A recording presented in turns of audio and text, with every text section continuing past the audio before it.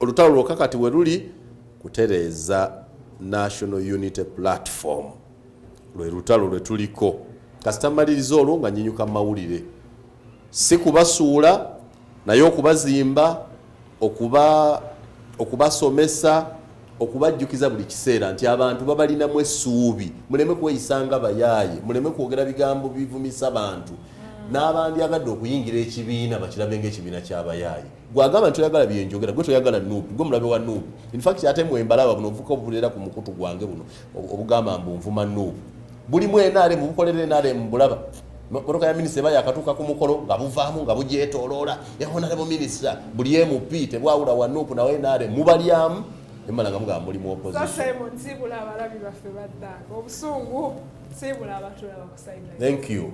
All you are on the sidelines. Uganda's biggest current affairs YouTube channel. You can share, like, and subscribe at Sir Simon Muyanga Lutaaya. Thank you, young girl. My pleasure. Which part are you? Bannange byo tetwandigenzeeyo nkyanonya no. Oba naawe oli mu NUP nkumenyerawo omutima. Bw'owedde okuba ku mutwe. Oluwa. Nedda.